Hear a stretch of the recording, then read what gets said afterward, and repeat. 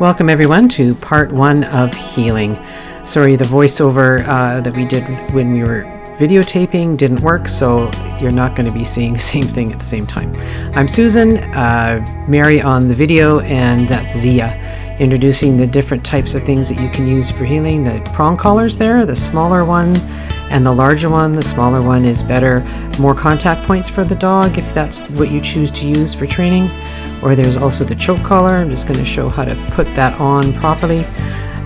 You need to have the live end on the top.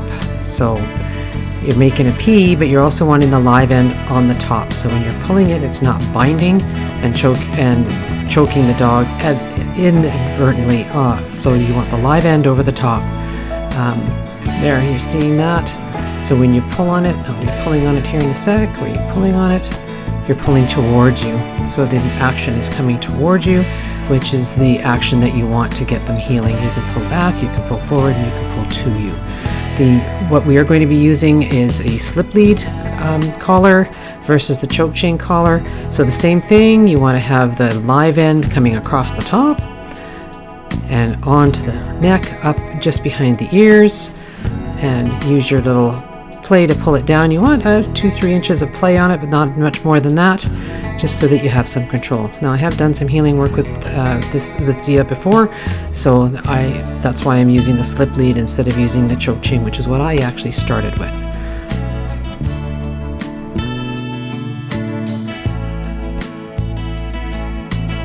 The next thing that you want to be able to do is you need to be able to bring your dog into heel, in non-position, and how we've started our dogs with that is using this place board.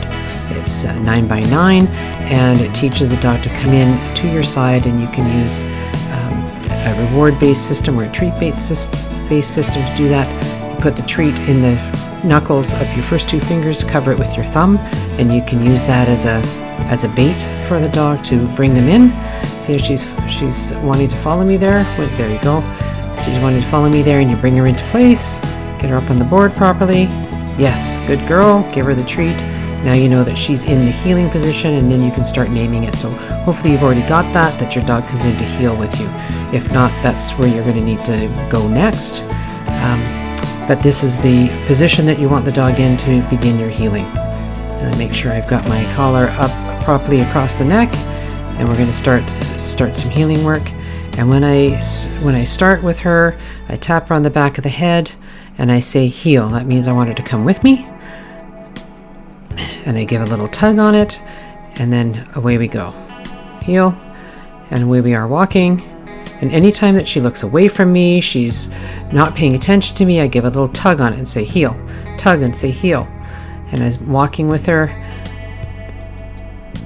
tug and heel. And you just do that every time she's not paying attention. Bring her around with you, tug and heel. And every time you give a tug, you say heel. Then she understands. Now I said whoa that time, and I pulled back for her to whoa. And now I touch her on the head and I say heel, and we continue walking again. Whoa. I'm gonna wait for her to look at me or pay attention to me, because right now she's looking off in the other direction. She's basically giving me the finger. So I'm just waiting for her to be paying attention to what I'm doing instead of what's going on out in the field. You can give her little reminders. Just tap tap with the collar until she's paying attention. There we go. Oh, just about. There we go. And we just say heel, and we keep going again.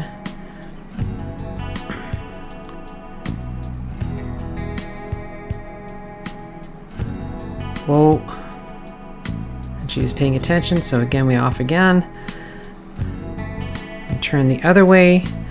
You can pull her around, and then whoa again. Now what we want to eventually be able to do is be walking out in front of the dog after we've done the whoa. So we've got her on a whoa.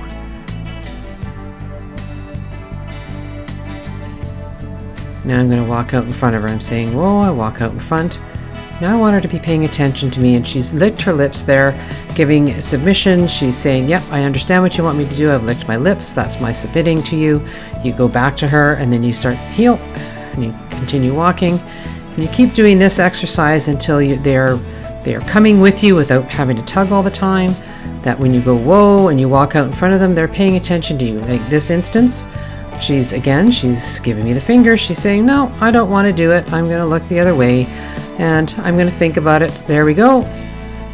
And she gave her licked her lips just briefly there, and away we go again. A little tug to get her to come around with me. There we go, whoa, walk out in front. Oh, she didn't whoa, give her another correction, walk out in front. And there we go. And what we're working toward here is this is called a walking whoa. Eventually you want to be able to give a tug back saying whoa, and you continue walking, the dog stays still, and you walk out in front. And eventually this will lead to walking whoa in the field when you're walking out in front to flush a bird. We're a long way from that yet, but this is where we're heading with this. So the walking whoa, we're not going to get there yet, but next week we will do overlay with the e-collar, on how to overlay the e-collar with these corrections, so that when you are in the field you can make corrections with the e-collar to get them to whoa in the field without actually being attached to them by any kind of a lead.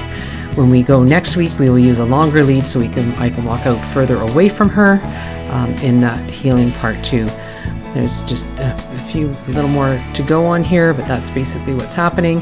Is we want to be able to walk out in front, have them paying attention to us and not paying attention to others. And again, there we go.